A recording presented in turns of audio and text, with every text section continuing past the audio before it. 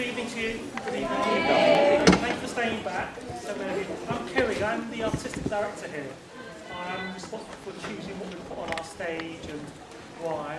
I'm going to be kind of hosting this little social discussion. We've got some of the actors staying back, not all of them.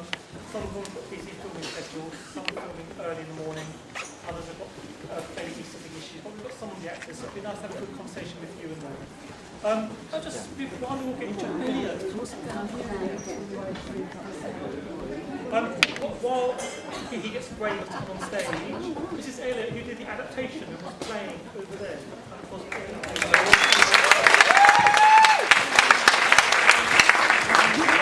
Before we start, a couple of things to say. We'll do about 20, 25, 30 minutes, see how we're getting on. Just give enough time to go back into the bar.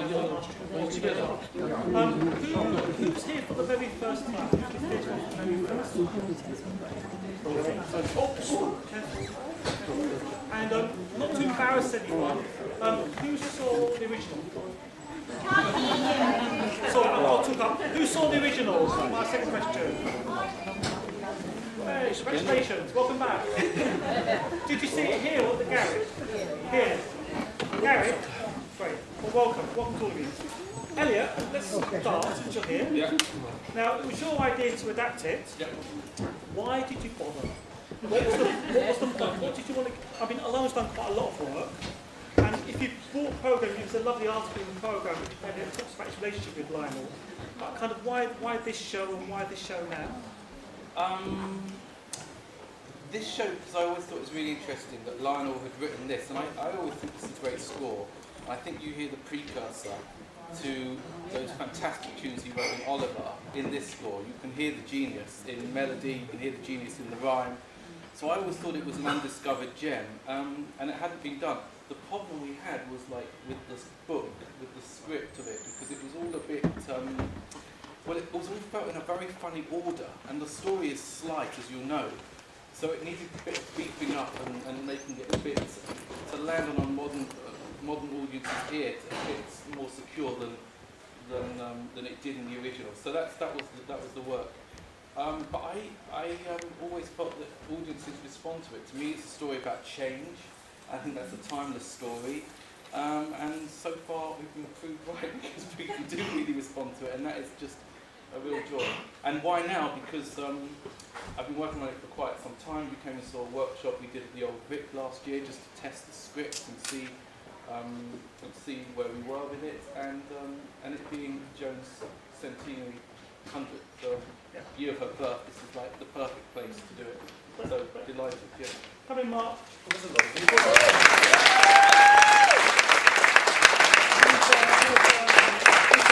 you for coming down.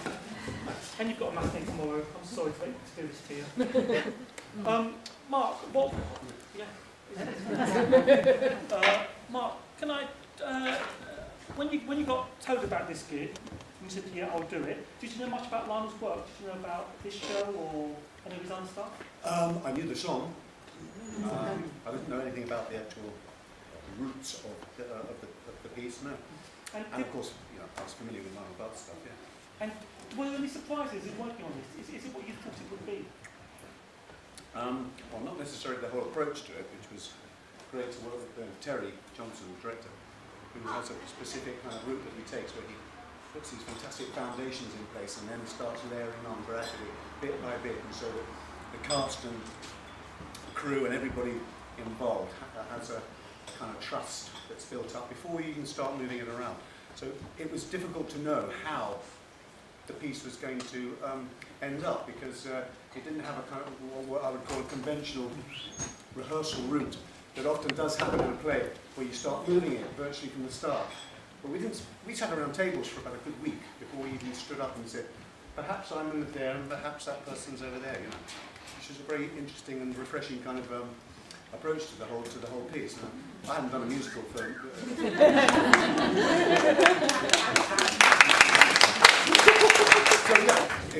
So it wasn't anything like I'd imagined, but I think it really has. It's expanded. Let's be honest. It's not the most brilliant of narrative thrusting plots, is it? You know what I mean? within what's happened here, lots of... Come in and say that. Thank you.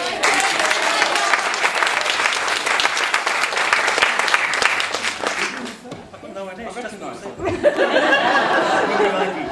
I think she's up at 5 o'clock going to some. Thank you for that. Sarah, hello. You get to sing a song that wasn't part of the show, really, wasn't it? It's true, yeah. So, Sparrows Can't Sing, which is at the top of Act 2, when Rosie sat with Lil and the face and everything. Yeah, so that has been poached, I believe, by Elliot from a film called Sparrows Can't Sing, which I'd never heard of, actually. I should say that. But I know. I've seen it now and it's amazing. So that's sort of pinched, as were a couple of the others. But that one seems to fit, I think, fit in really nicely. What's great? So it's from a movie that Jo Littlewood directed herself, using all of the theatre workshop crew, all the actors, the company, and it was actually written by one of the actors, a guy called Stephen Lewis, who is more famous for being Blakey and On the Buses. Which is rather surprising, actually. And it stars Murray Melvin, of course, who's the archivist here today, now. Still. You must see Murray. I'm sure many of you see him around the building and stuff. He was in the bar earlier. Yeah. And Barbara Windsor came to press that, didn't she? Yeah. What was it like just saying hello to Barbara Windsor after singing her song from the other show, which you stole to put in the show? So I went for a cup of tea with Barbara, actually. And what I hadn't realised was how much the character had sort of moved on from when she did it. Because if you listen to the original recordings, then that first song, Where Do Little Birds Go, people are just laughing their heads off. And I thought, how do I make people laugh their heads off? You know, now that all of the sort of narrative is in, I think that's sort of changed a lot, hasn't it? Well, Barbara, that was the second or third song in Act 2 in the original production, and Joan famously told Barbara to just sit on a stool and not move, and this is what she did, and actually She said she had to sit on her hands. yeah, she did. She sat on her hands, and about 6 months into the run, Barbara started to do it like Judy Garland, as she said at Carnegie Hall. And Joan actually sent 2 actors across the stage to talk about their hairdo in the middle of her solo, which was absolutely infuriating for her. And then Barbara Windsor came off stage, and Joan told her, said, "You're not doing it like I told you. You sit on your hands and just sing the song with a stillness."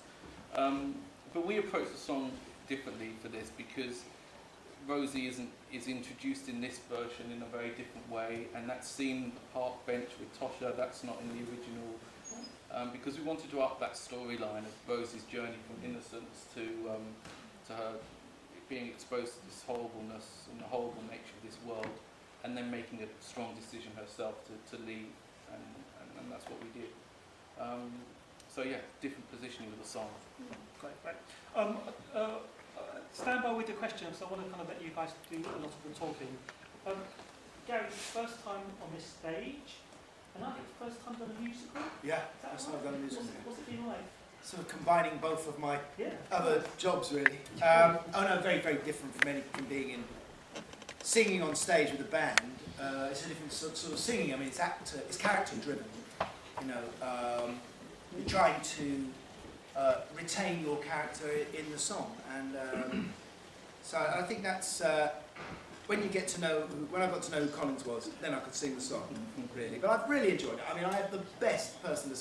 Susie, who plays Betty, is just amazing to work with, and it's a real gift to sing with her. I love it. I love this company. It's a really, the whole. It's a lot of people on stage at once, and you've all got to like each other, and we actually do. And we had a really great rehearsal period with Terry, who encouraged a lot of improvisation, and because that's how the original was done. And now we're strict, of course. No one says anything that we don't already know is coming. But I'm thrilled. I really don't want it to finish. Yeah, not me actually. Very good. Any questions out there? Any things you want to ask our wonderful company? Do you think it's going to go into the West End? Because you're selling out so well, and We are, it's aren't we? amazing. Yeah, it's totally. We're doing And I everything that congratulate the whole cast. You were absolutely amazing. Yeah.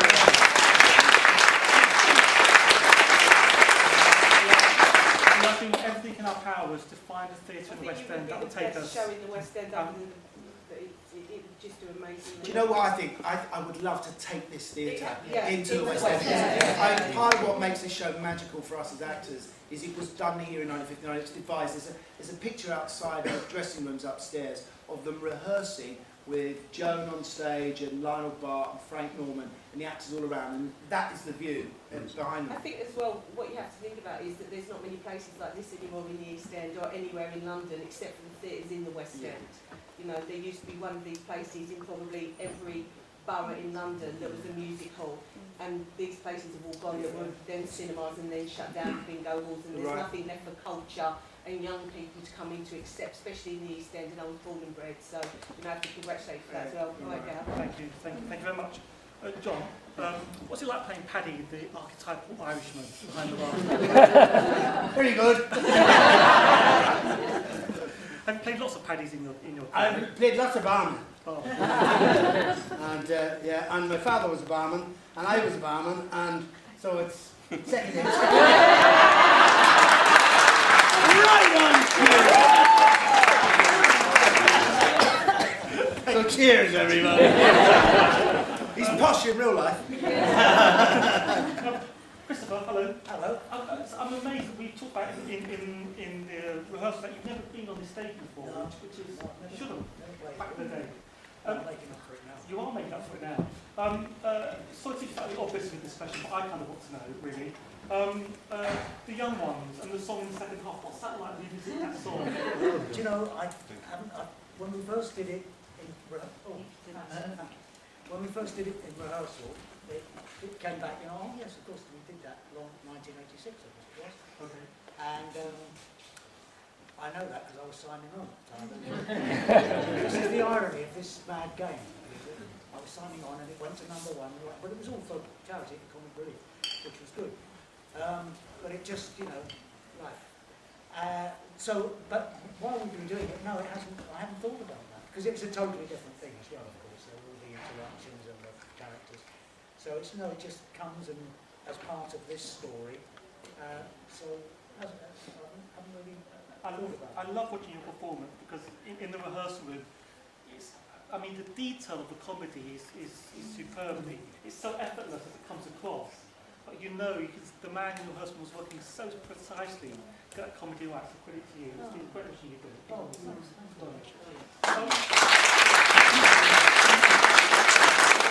It's also very weird that when I read the script and we wrote some more lines for Red Hot, I had no clue that it would be as charming and funny as it is, and that is really the thing that happens when you give an actor a role and they just grab it and they make it into something else that you didn't even know was there. And that's absolutely what Christopher's done, and every night that is a joy to hear. It's perfect. So Tomorrow night I'm going to nick him before he has a chance.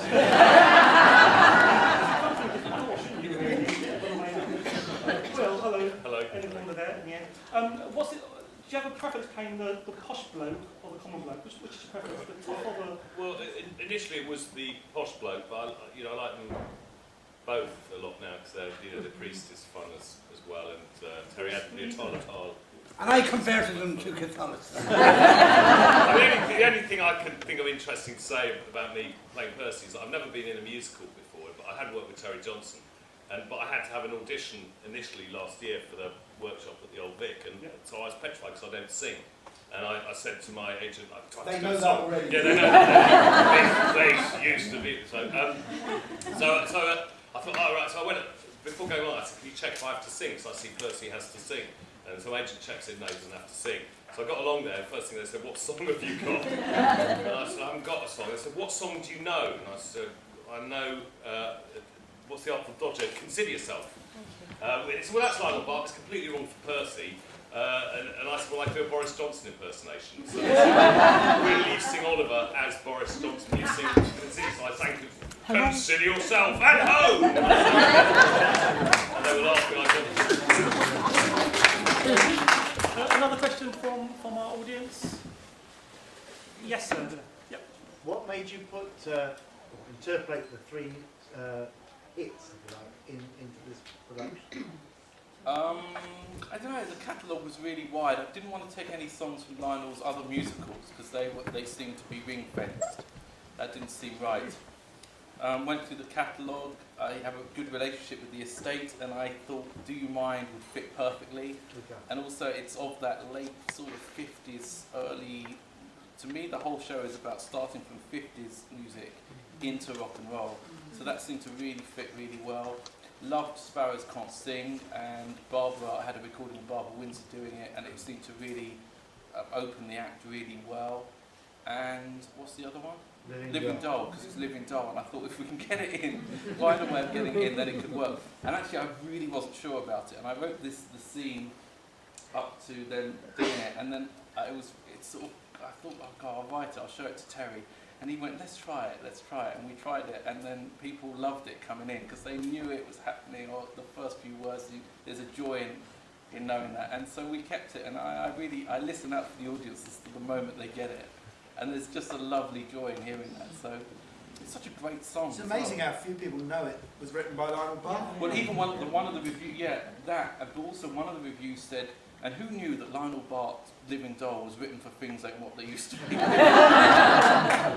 no. Do you know, you have to actually said that Lionel Bart, at the time that he wrote Things, obviously he wasn't known as a musical theatre writer at that point at all, but he'd had, I think, something like 12 top 10 hits in the UK. He was the writer of modern British rock and roll for Tommy Steele and for Cliff. I mean, so he had it. He's also written films. He's also written all those films for Tommy Steele as well. Serious Charge. Little White Bull came from that, and a handful of songs. They called him the King of Denmark Street. I mean, he was absolutely making a fortune from pop music writing, which I'm sure is why Joan went to him and said, who do we know has got a common melodic touch? And certainly Lionel had that. Was there any you considered putting in and then changed your mind? I think so. I didn't want to unbalance the show, so I knew it probably 3. There was no. I think Do You Mind works really, really well. Yeah, that feels very part of the world, and I agree with you. I think that works. Do you think that across the board 3 songs really enhance the way they're segued into the show? Actually enhances a narrative thrust to it, or a storyline, or do you think it's a kind of cheek or a? Because certainly we've had lovely reviews, but there have been certain mentions where certain reviewers just didn't work for them, you know. They'd be the ones with no sense of I think it's a cast. That's what I thought. I think it works very well. Also, Do You Mind was originally with the great Anthony Newley singing in a Cockney accent. It's also one of my mum's favourite songs. Let me ask Ruth. Hello there. Yes, thank you, Kerry. How are you? You're going to hide there, aren't you? Really, Ruth. How was it for you doing this gig? How was it for you being not wearing much in the first half? Lovely, lovely. Wearing a bit more. It's interesting how the women are portrayed in this, isn't it? Yes. I mean, and it's them being 3-dimensional, working quite. And you two wanted to work quite hard to make that happen. Do you have many discussions about that in the rehearsal room, about how you make these women more than just prostitutes? Well, as you know, I did the show at the Union. I did the Fringe show, and I did the workshop. And although Brenda is a small part, I've sort of based her on quite a toughy character, and she's really Betty's sidekick. But I think you have to find. I think when you start ad-libbing as well in rehearsal, then you find your own character as well. Yep. So I think it was easy because I did it before. I sort of had a head start as well. What's the biggest change you've seen from the Union production to this? I think where Elliot's added the new songs in, it's just a different dimension now, Elliot. It's really lifted the whole, the storyline for Rosie is nicer, although we didn't have a Rosie in the other production. The storyline, it just flows more, I think.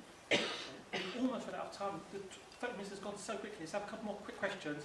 I'll take a few, then we'll see who can answer them. Yes, sir. We're all witnesses to the wonderful spirit between all the actors tonight. May I ask, did Joan or Lionel or both manifest any little bit of spirit here in the theatre? She was here on press night. She's probably in all our glasses now, actually. No question, no question. I know that Jessie salutes her picture every day she walks out from her dressing room. It's a very unique atmosphere in this theatre. Yeah. You know, we've all been around for so many years, etc. I've never come across genuinely, you know, it sounds a little bit as if it's contrived, but absolutely you're right, what you say. Something about It's there. Yeah, a it was this kind Thursday. of, yeah, it's lovely, it's really positive, yeah. There's a question about that. Yes, sir. Gary, you're the head Weber song. Have you ever considered writing a musical yourself? That's a really good question. I was going to ask you the same question. Are you an investor? I've had a go at two. I wrote one with Snoo Wilson, which we had on briefly at the National Theatre, which was based on a Mayakovsky play called Bedbug.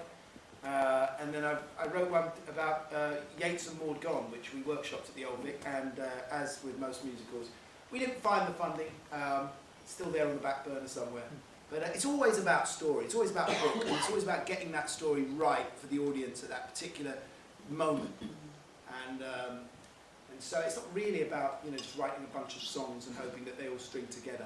And I think what we love about this play is actually, you know, I mean, these are really lovable characters, and this Spiel is a lovable place. We want to know what's going to happen to Fred and these characters, and the book is strong. It's a play with song.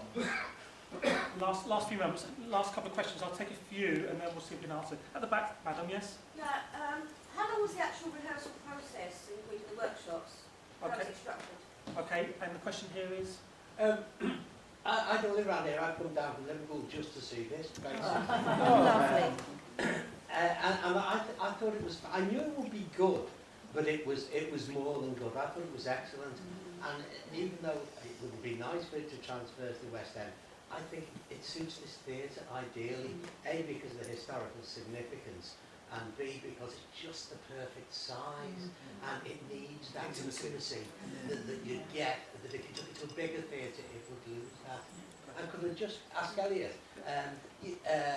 We have met before, by the way. You didn't include anything of the Tommy Steele stuff, even though the first music. Tommy Steele, the stuff he wrote for Tommy Steele felt sort of more generic, but they were sort of slightly earlier. They were like the mid-50s, like Handful of Songs, Butterfingers, those sorts of things. They just slightly too early. They didn't have that rock and roll forward-looking nature to them. You can hear the early rock and roll in Anthony Newley, Do You Mind? You can absolutely hear it in Living Doll. Sparrows Can't Sing is a different case. So that's why I didn't include them. And I think Living Doll has transcended the decades, and whereas the Tommy Steele stuff is more of the 50s stuff. But to answer the other question just as well before, we did a week's workshop, which Jessie didn't do actually. That was Catherine Tate did that for us, and we learned a lot about the play, and I made more changes and then discussed it with Terry. And then we had 4 weeks rehearsal here and a technical week where we put the show together, and we had lots of previews where we changed everything. We changed things after every single preview and title. So we would come in and rehearse and then do the show again. Great. Listen, thank you. I'm just way off time, and these guys have got a matinee tomorrow. Thank you so much for staying back. Let me just say we've got 2 more weeks. It is sold out, but there are sometimes house seats and day seats, which means there's often a seat that's been returned a couple, and those get released from 2 o'clock of that day. So if you're desperate to come back, try that route. Please tell your friends about the theatre. Please join us on Facebook and on Twitter and all those other things that happen. And we've got some new musicals happening in the autumn, so please come back and come and see some of our new stuff too. Thank you for staying back. Thank you so much.